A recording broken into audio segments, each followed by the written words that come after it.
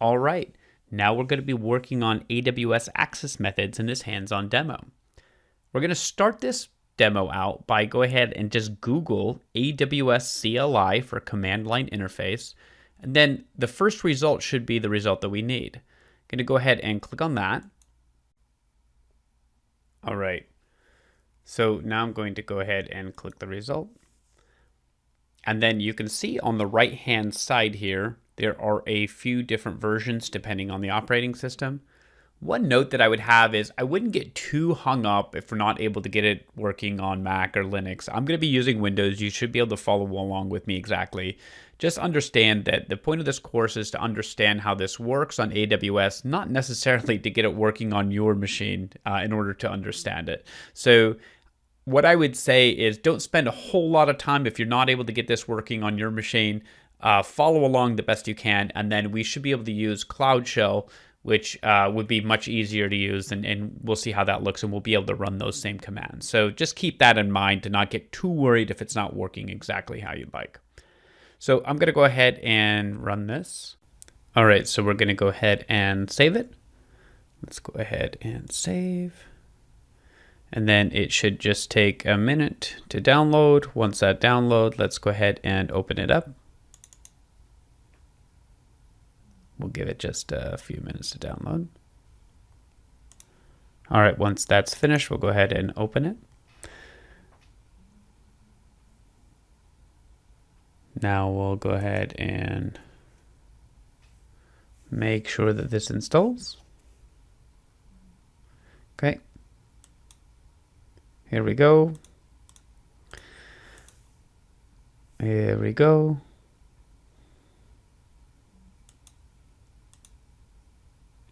Okay. There we go.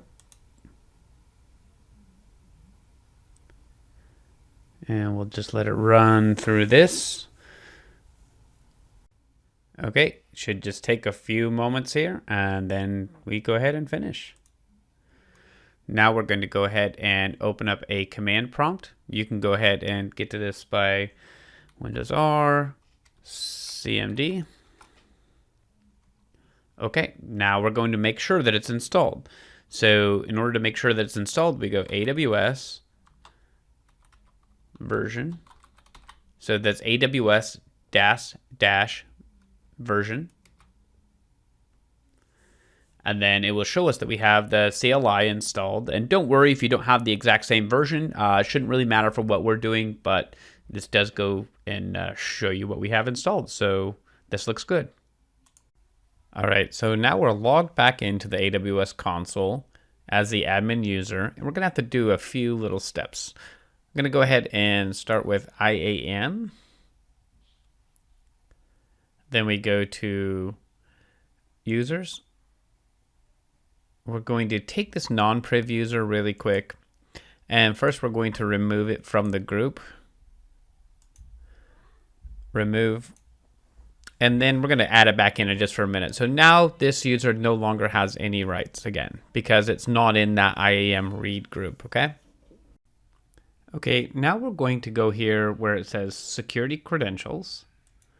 And we're going to scroll down to access key, and that's what we're going to create in order to access AWS via the CLI.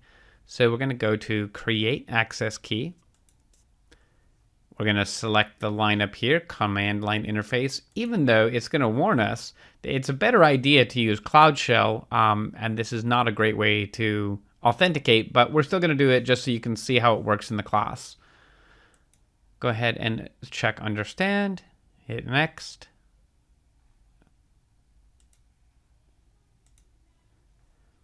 Okay, we're going to call it test key.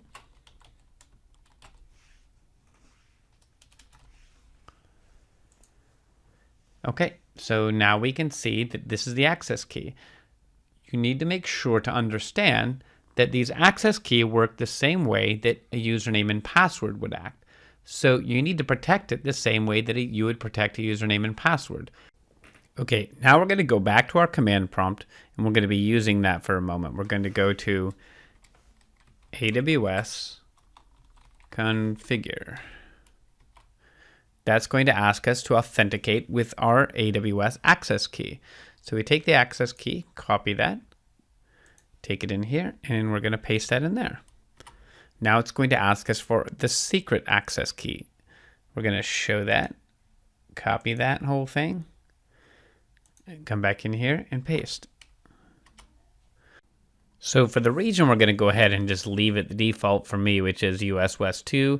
If you wanted to change it, you can. You just go up here, see global, and you can see the different regions that are available. I'm going to go ahead and just leave it here for now.